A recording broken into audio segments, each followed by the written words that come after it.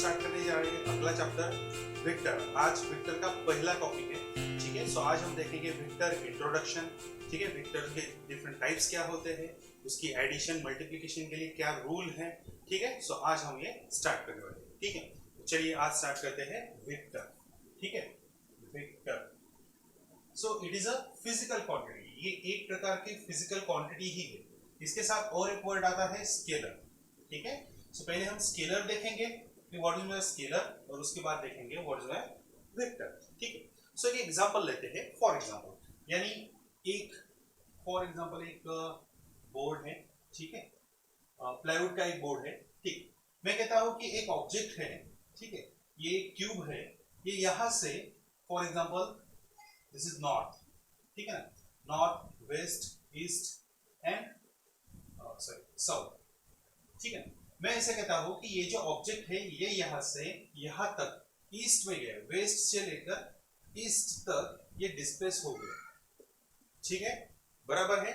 तो मैं कहूंगा कि अगर फॉर एग्जांपल यहां 10 सेंटीमीटर डिस्प्लेसमेंट और 5 न्यूटन फोर्स लगा के, ठीक है, यहां तक क्या हो गया, ये डिस्प्लेसमेंट या फिर डिस्टेंस कवर कर लिया। सो यहां वर्क डन कितना आएगा, हमें पता है what is the formula for work done. Work done is force into displacement. So 5 into 10 is equal to 50 joule, ठीक है। और अगर मैं ऐसे कहता हूं कि ठीक है कोई ऑब्जेक्ट यहां है, ठीक है, और यहां से डिस्प्लेस होके यहां तक आ रहा है, ठीक है, सेम ये 10 सेंटीमीटर डिस्प्लेसमेंट हुआ, 5 न्यूटन फोर्स लगा के, लेकिन पहले कंडीशन में ये जो डिस्प्लेसमेंट है ये इस तरफ है, ये जो डिस्प्लेसमेंट है ये इस तरफ है।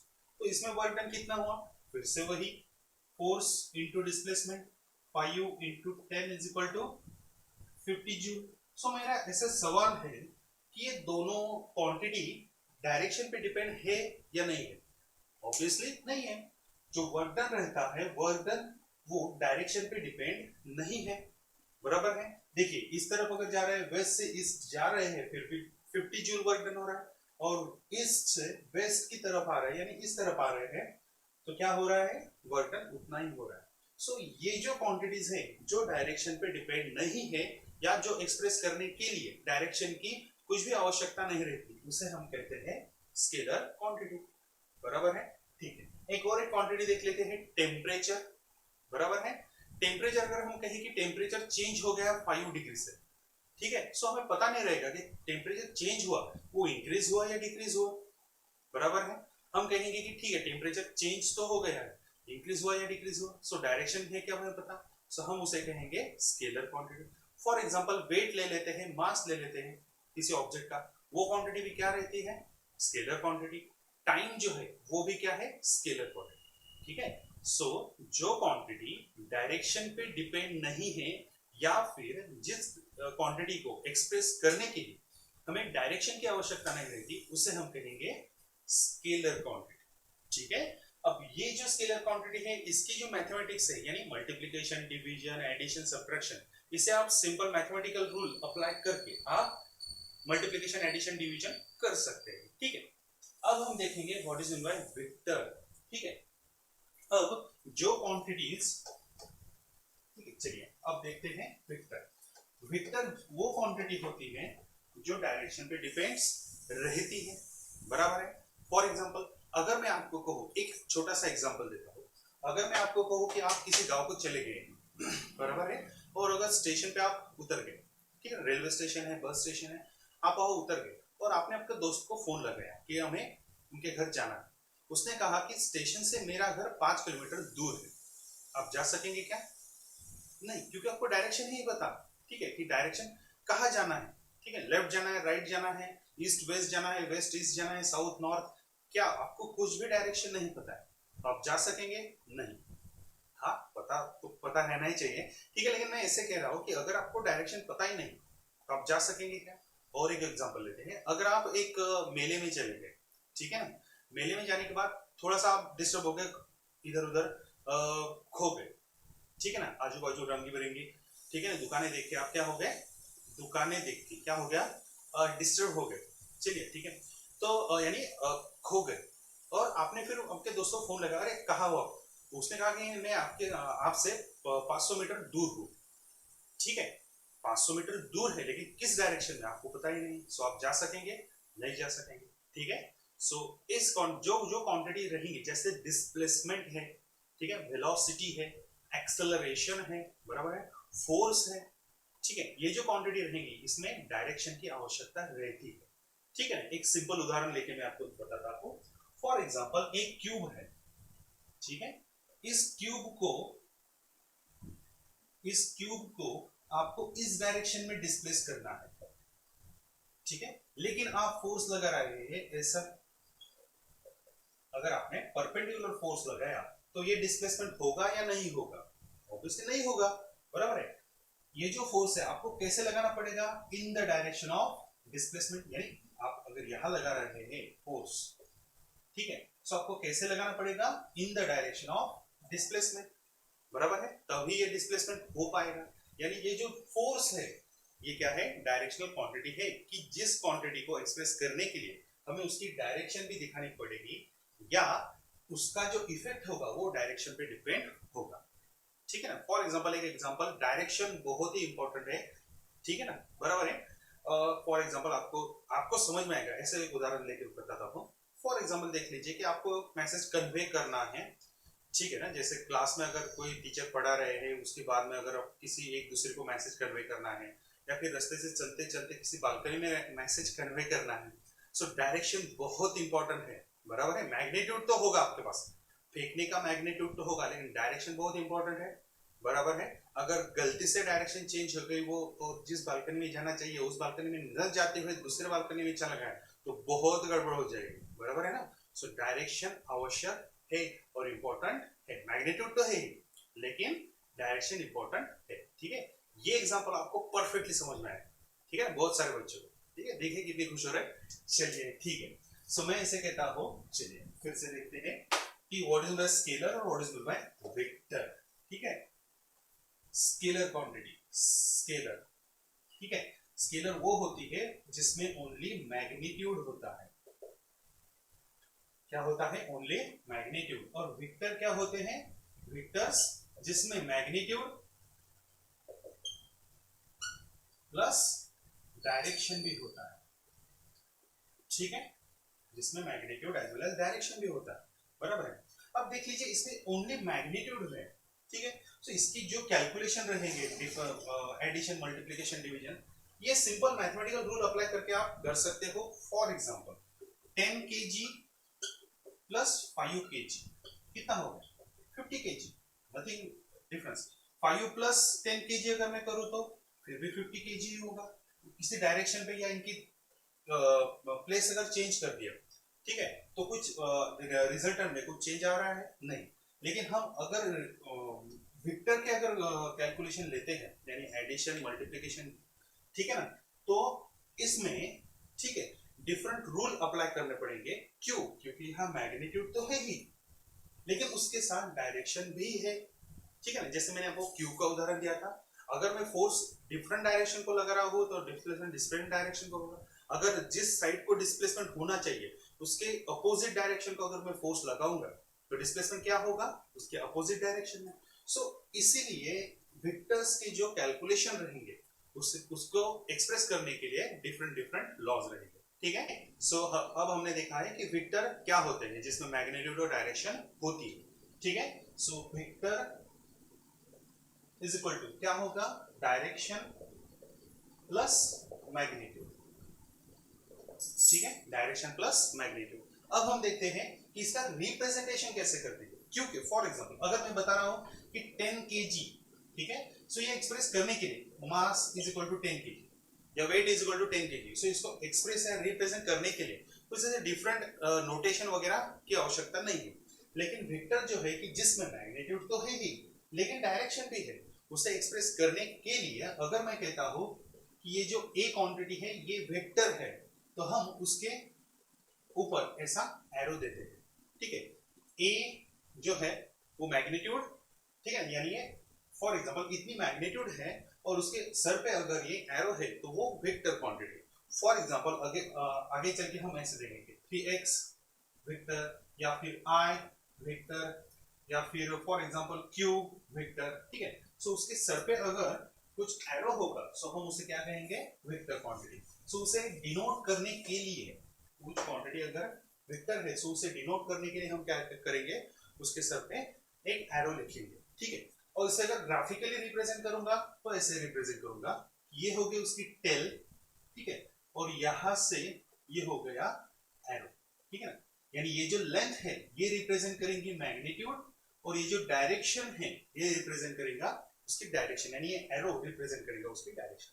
हाँ, अब यहाँ कंफ्यूज मत होइएगा कि अगर मैं कोई वेक्टर ऐसे लिखता हूं, ठीक है ना, बी वेक्टर, ठीक है ना, बराबर है, इस वेक्टर को अगर ये बी वेक्टर जो है, ठीक है, सो इसमें मैं ऐसे नहीं रिप्रेजेंट करूंगा, ठीक है। ये जो हम इसके सिर पे जो एरो दिखाते हैं वो एक्चुअल में उसकी डायरेक्शन नहीं दिखाता है, हम ये रिप्रेजेंट करते हैं, ठीक है, ये उसके सर पे एरो है। आगे चल के हम एरो भी नहीं लिखेंगे, सिर्फ ऐसे लिखेंगे, ठीक है ना। सो उस पे सर पे अगर एरो है तो हम क्या कहेंगे, वो वेक्टर है। सो ये जो डायरेक्शन है, अगर अगर वेक्टर ऐसा नहीं है, ऐसा है, तो मैं एरो ऐसे नहीं लिखूंगा, इसको रिप्रेजेंट करते हुए मैं ऐसा ही उसको रिप्रेजेंट करूंगा, ठीक है। चलिए, सो ये हो गया रिप्रेजेंटेशन ऑफ वेक्टर, ठीक है। ये हो गया उसका नोटेशन। अगर ग्राफिकली लिखना है, दिखाना है तो ऐसे, ठीक है। ये जो लेंथ रहेगी वो बताएंगे उसकी मैग्नीट्यूड, और ये जो डायरेक्शन रहेगी वो उसकी डायरेक्शन, ठीक है। अब हम देखते हैं टाइप्स ऑफ वेक्टर। टाइप्स कौन कौन से होते हैं, ठीक है। Types of vector, types of vector, ठीक है। सबसे पहला जो टाइप होता है वो होता है इक्वल वेक्टर, इक्वल वेक्टर। अब मुझे बताइए, वेक्टर अगर है तो उसमें क्या क्वांटिटी रहेगी, ऑब्वियसली क्या, डायरेक्शन एंड मैग्नीट्यूड। सो अगर मैं कह रहा हूं कि एक ए वेक्टर है और बी वेक्टर है, ये दोनों ही वेक्टर इक्वल है, सो उनमें क्या सेम क्वांटिटी रहेगी, डायरेक्शन और मैग्नीट्यूड क्या रहनी चाहिए उसकी, सेम। यानी अगर मैं ऐसे लिखता हूं ए वेक्टर, तो बी वेक्टर भी कैसा रहना चाहिए, वैसा ही, यानी in terms of length, in terms of direction वो सेम रहना चाहिए, ठीक है। सो उस वेक्टर को कहेंगे हम इक्वल वेक्टर। फॉर एग्जांपल अगर मैं ऐसे कहता हूं, ये है पी वेक्टर, ये है क्यू वेक्टर, अगर लेंथ में वो सेम है और डायरेक्शन में भी सेम है तो उस दो वेक्टर को हम क्या कहेंगे, इक्वल वेक्टर, बराबर है। यानी vector having same magnitude and direction, ठीक है ना, मैग्नीट्यूड और डायरेक्शन अगर सेम है तो हम उसे क्या कहेंगे, इक्वल वेक्टर, ठीक है। चलिए आगे का वेक्टर देखते हैं।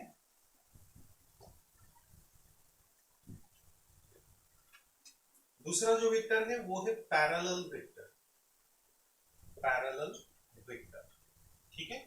अब पैरेलल वेक्टर जो रहेंगे, ठीक है, एक दूसरे को क्या रहने चाहिए, पैरेलल, ठीक है ना। यानी फॉर एग्जांपल ये पी वेक्टर है और ये क्यू वेक्टर है, बराबर है। पहले तो बताइए इक्वल वेक्टर होगी क्या, नहीं होगी, क्यों, इसकी लेंथ बहुत ज्यादा है, इसकी लेंथ बहुत कम है। सो ये इक्वल वेक्टर तो नहीं रहेंगे, लेकिन दोनों की डायरेक्शन सेम है, सो हम इसे पैरेलल वेक्टर कह सकते हैं, बराबर है। यानी जो वेक्टर जिनकी direction having same direction but different magnitude, ठीक है ना, मे और may not be different magnitude, same भी रह सकती है। अगर मैं कैसे कहूं कि ये एक आर वेक्टर है, तो ये आर वेक्टर, क्यू वेक्टर और पी वेक्टर एक दूसरे को कैसे है, पैरेलल है, तो उनको हम क्या कह सकते हैं, पैरेलल वेक्टर। उनकी मैग्नीट्यूड सेम भी रह सकती है या डिफरेंट भी रह सकती है, ठीक है। ये हो गया पैरेलल वेक्टर। अब देखते हैं इनके एग्जैक्टली अपोजिट, एंटी पैरेलल, क्या है, एंटी पैरेलल वेक्टर, ठीक है।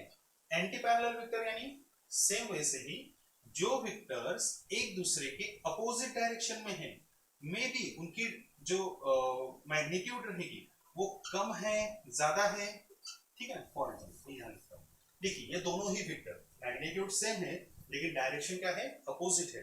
सो इन दोनों वेक्टर को हम क्या कह सकते हैं, एंटी पैरेलल वेक्टर, ठीक है। फॉर एग्जांपल ये है ए वेक्टर और ये है बी वेक्टर, ये भी एक दूसरे को कैसे हैं, अपोजिट इन डायरेक्शन है, सो इनको हम क्या कहेंगे, एंटी पैरेलल वेक्टर। अब मैं एक बात बताना चाहता हूं कि अगर एंटी पैरेलल वेक्टर है तो इनमें एंगल कितना रहेगा 180 डिग्री, ठीक है ना। सो इनके लिए थीटा इज इक्वल टू कितना रहेगा 180 डिग्री, ठीक है। अगर इनके लिए पूछे तो पैरेलल वेक्टर के लिए थीटा इज इक्वल टू कितना रहेगा 0 डिग्री, ठीक है। इनके लिए भी इक्वल वेक्टर के लिए theta is equal to 0 degree, ठीक है। चलिए ये हो गया parallel vector anti parallel vector, ठीक है। उसके बाद आते हैं कोलिनियर वेक्टर, कोलिनियर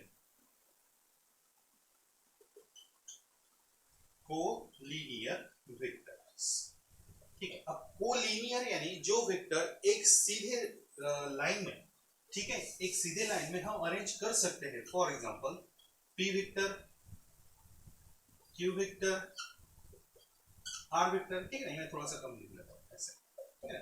यानी जिनकी डायरेक्शन सेम है या जो एक सीधे लाइन में आप अरेंज कर सकते हैं, उनको क्या कहेंगे कोलिनियर वेक्टर, ठीक है। अब यहाँ एक बात समझ में लीजिए कि जो वेक्टर एक दूसरे को पैरेलल रहते हैं वो वेक्टर आप कोलिनियर कह सकते हैं, ठीक है। आगे चल के हम देखेंगे पैरेलल शिफ्टिंग ऑफ वेक्टर।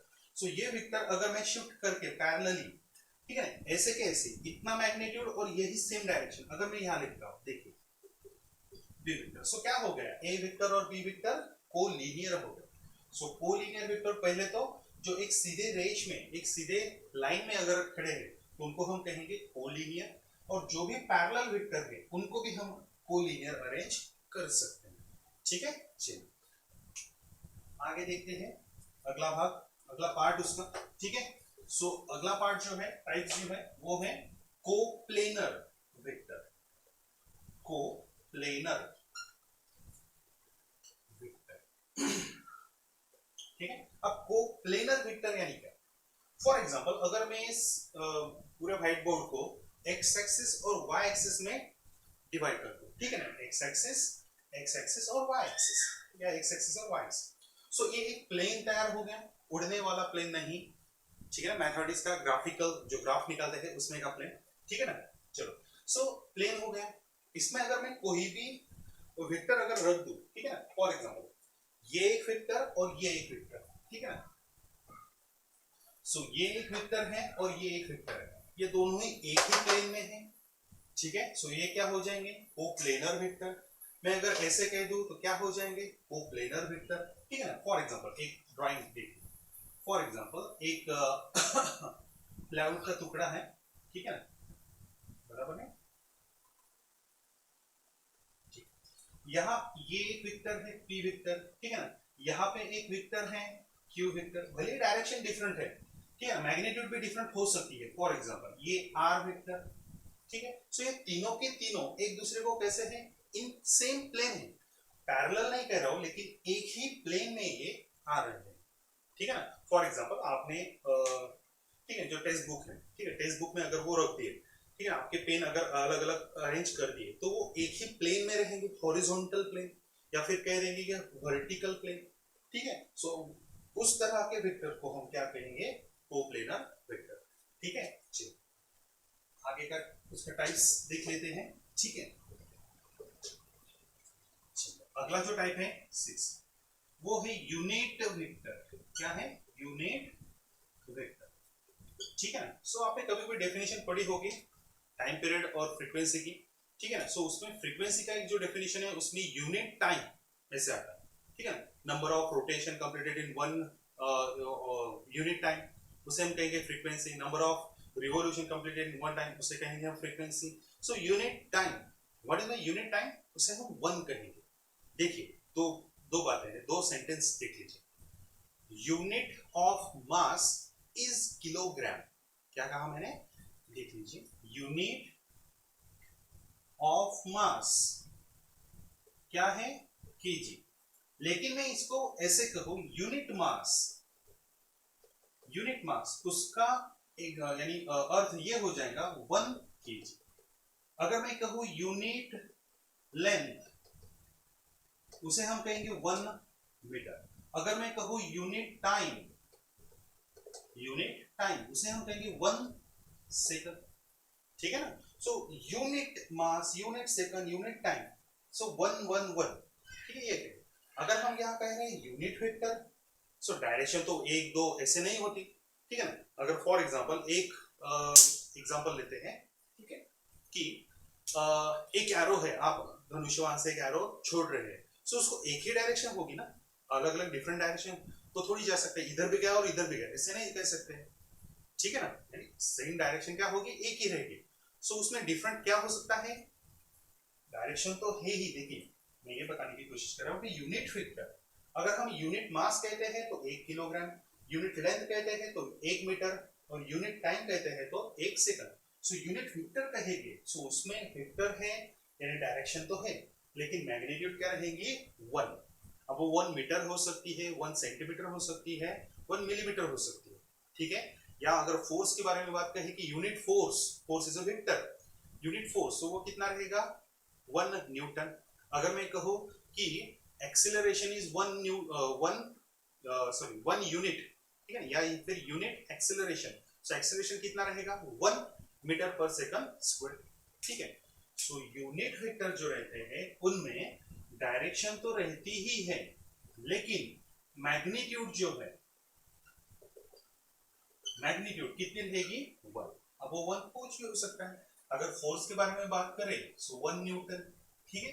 अगर डिस्प्लेसमेंट के बारे में बात करें सो 1 मीटर, ठीक है ना। एक्सीलरेशन के बारे में बात करें सो 1 मीटर पर सेकंड स्क्वायर, ठीक है ना। सो यूनिट वेक्टर ऐसे वेक्टर रहते हैं जिनको डायरेक्शन तो रहती है, लेकिन उनकी मैग्नीट्यूड कितनी रहती है, 1, ठीक है। अब हम देखेंगे इसका लास्ट पार्ट, लास्ट जो टाइप है वो देखेंगे, वो है, यहाँ लिख लेता, ठीक है ना, वो है zero vector, sorry zero vector, ठीक है ना। तो सोचेंगे कि ये सर अलग इसमें लिख दिया, ये अलग इसमें, सो ऐसा कुछ डिफरेंट नहीं है। यहाँ देख लीजिए, आप ही इसकी डेफिनेशन बता सकते हैं। यूनिट वेक्टर है तो मैग्नीट्यूड कितने हैं, 1। अगर मैं जीरो वेक्टर बता रहा हूँ तो मैग्नीट्यूड कितनी होगी, 0, ठीक है ना। अब थोड़ा सा कंफ्यूज हो गया, यार मैग्नीट्यूड वेक्टर है तो डायरेक्शन और मैग्नीट्यूड दोनों रहनी ही चाहिए, या तो मैग्नीट्यूड ही 0 होगी, फिर वो वेक्टर कैसे।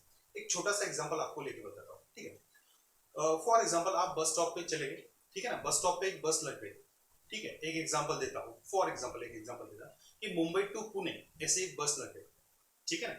उस बस को पार्टी वगैरह वो लग गई, ठीक है, लेकिन वो बस अभी निकली नहीं है, ठीक है, प्लेटफॉर्म पे वहां खड़ी है, ठीक है। सो उसका जो डिस्प्लेसमेंट मैग्नीट्यूड है वो कुछ है क्या, नहीं है, लेकिन उसको डायरेक्शन मिल गई कि वो बस मुंबई से पुणे को ही जाएगी, ठीक है। अभी वो फॉर एग्जांपल मुंबई से नागपुर जाएगी क्या, या फिर दिल्ली से पुणे जाएगी क्या, सनी मुंबई से दिल्ली जाएगी क्या, नहीं, कहा जाएगी, मुंबई से पुणे, ये कंफर्म हो गया, उसको डायरेक्शन अब कंफर्म हो गई, लेकिन उसका डिस्प्लेसमेंट कितना हो गया, 0। सो मैग्नीट्यूड है नहीं, लेकिन डायरेक्शन उसे मिल गई, ठीक है। और एक एग्जांपल लेके बताता हूँ। फॉर एग्जांपल एक सैटेलाइट हमें भेजना है, हमें उसको पूरा कॉन्फ़िगर कर दिया, ठीक है ना। अब अभी हम लॉन्च ही करने वाले हैं, उसको हमने कॉन्फ़िगर कर दिया डायरेक्शन वगैरह कि उसको हमें चांद पे भेजना है, ठीक है, बराबर है। सो डायरेक्शन फिक्स हुई है, लेकिन अभी वो लॉन्च नहीं हुआ, ठीक है। सो उसकी डायरेक्शन तो अभी फिक्स हो गई कि उसके कहाँ जाना है, चांद पे, ठीक है। वो तो ऐसा नहीं कहेगा यार बहुत दिन हो गए, जान तो बोर हो गया, आप मार्स पे चला जाता, ऐसा तो नहीं होगा, ठीक है ना। क्या होगा, डायरेक्शन फिक्स है, लेकिन अभी तक लॉन्च नहीं हुआ है, उसकी डिस्प्लेसमेंट मैग्नीट्यूड कितनी है, 0, ठीक है। सो जीरो वेक्टर क्या रहेंगे, ऐसे वेक्टर की जिसको डायरेक्शन तो है लेकिन मैग्नीट्यूड कितनी है, 0। सो यहाँ एक बात समझ लीजिएगा कि अगर वेक्टर है तो डायरेक्शन है ही, मैग्नीट्यूड में भी रहेगी या फिर 0 भी रह सकती है, बराबर है, ठीक है। चलिए फिर से देखते हैं टाइप्स ऑफ वेक्टर में। Equal vector, magnitude and direction उनकी सेम रहनी चाहिए, ठीक है। पैरेलल वेक्टर, मैग्नीट्यूड भले ही चेंज हो जाए लेकिन उन दोनों का एंगल कितना रहना चाहिए, 0, या एक दूसरे को कैसे रहने चाहिए, वो पैरेलल इन सेम डायरेक्शन, ठीक है। एंटी पैरेलल, मैग्नीट्यूड भले ही चेंज रहनी चाहिए लेकिन एक दूसरे की डायरेक्शन क्या रहनी चाहिए, एक दूसरे को अपोजिट, ठीक है।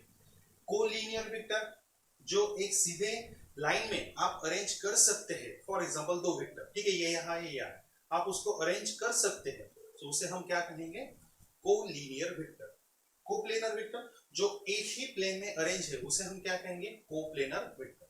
उसके बाद यूनिट वेक्टर, डायरेक्शन है लेकिन मैग्नीट्यूड कितनी है, 0 सॉरी 1, उसे हम क्या कहेंगे, यूनिट वेक्टर। और जीरो वेक्टर डायरेक्शन तो है ही लेकिन मैग्नीट्यूड 0 है, ठीक है, उसे हम कहेंगे जीरो वेक्टर। सो ये सब हो गए टाइप्स ऑफ वेक्टर, ठीक है।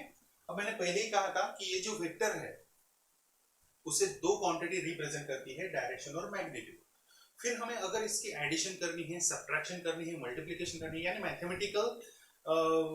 मैथमेटिक्स उसको अप्लाई करनी है, ठीक है। सो हम सिंपल अलजेब्रिक मैथमेटिक्स उसे अप्लाई कर नहीं सकते, क्यों, क्योंकि उसमें डायरेक्शन इंपॉर्टेंट है, बराबर है, ठीक है। इसीलिए वेक्टर्स जो रहेंगे उनकी एडिशन के लिए या फिर मल्टीप्लिकेशन के लिए डिफरेंट डिफरेंट रूल्स हमें यूज करने पड़ेंगे, ठीक है। टेंशन में मत आइए कि डिफरेंट रूल अप्लाई करने पड़ेंगे, तो पहले ही मैथमेटिक्स में बहुत सारे रूल है और फिर से आप बताएंगे। सो बहुत ज्यादा नहीं है रूल, थोड़े से ही है और बहुत सिंपल है, ठीक है। चलिए, सो अब हम देखेंगे कि अगर वेक्टर्स की एडिशन करनी है, ठीक है, यानी फर्स्ट, ठीक है, हम यहां कहेंगे मैथ, या फिर ठीक है, हम सिंपली यहां लिख देते हैं कि एडिशन ऑफ वेक्टर्स, एडिशन, और इसे सब्ट्रैक्शन भी कहेंगे।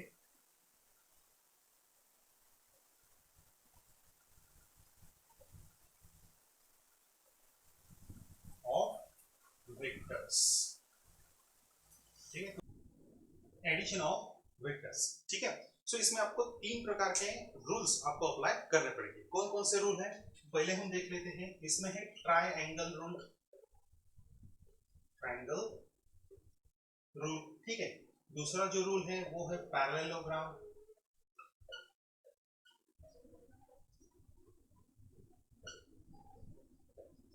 पैरेललोग्राम रूल, और लास्ट जो है वो है पॉलीगॉन रूल,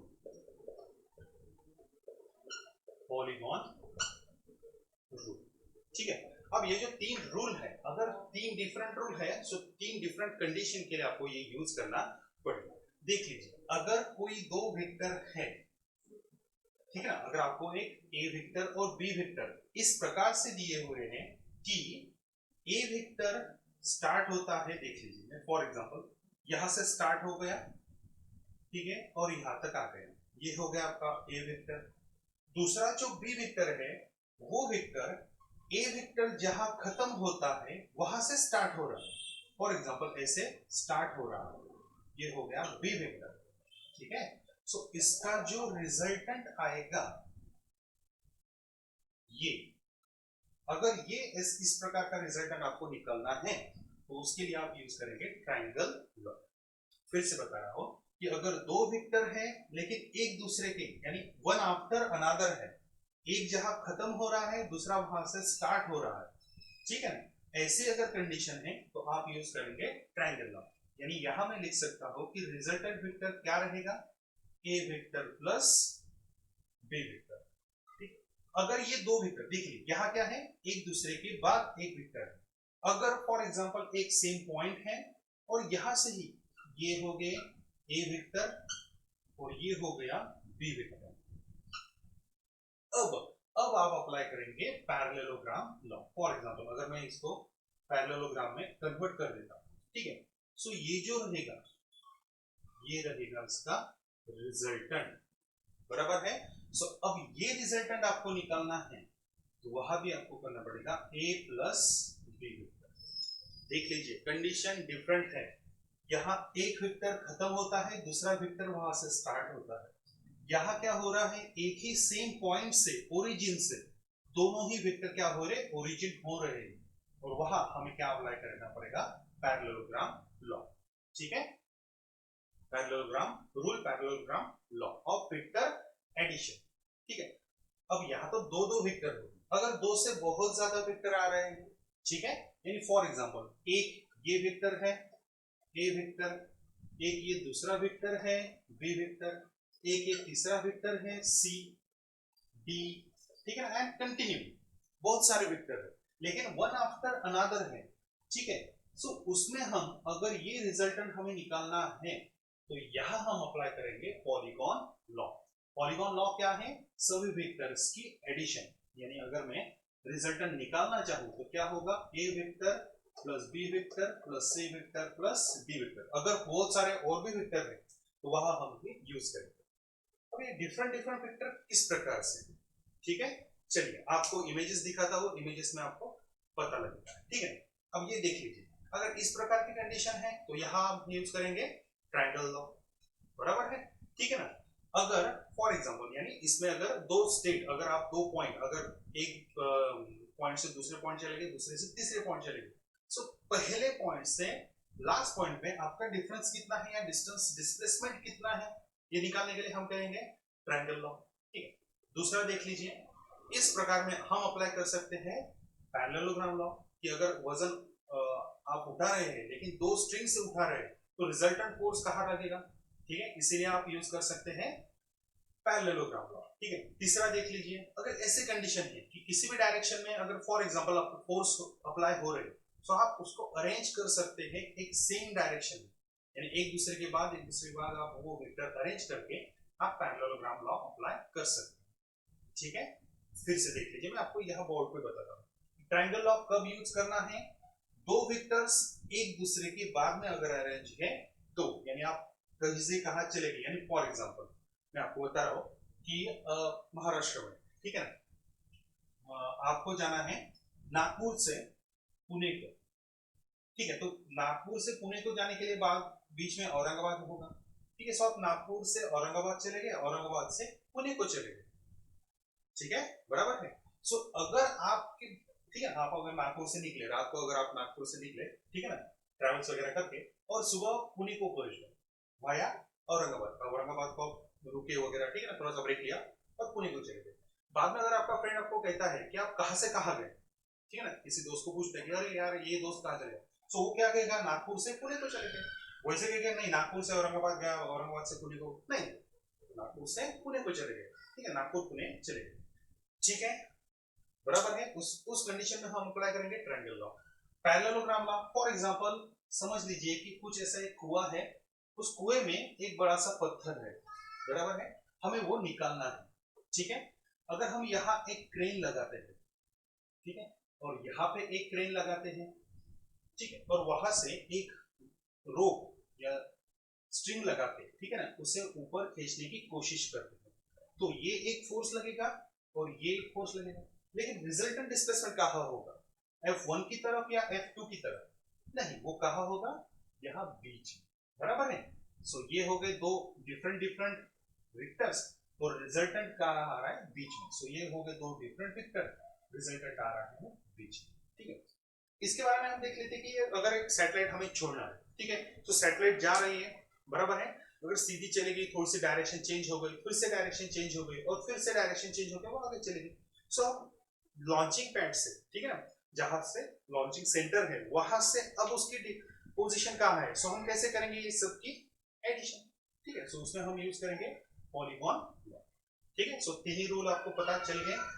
फिर से दो दो vector one after another triangle law, दो vectors starting from same point parallelogram law, बहुत सारे vectors more than two vectors but one after another क्या अप्लाई करेंगे, पॉलीगॉन लॉ, ठीक है, ठीक है, समझ में आ गया होगा, ठीक है।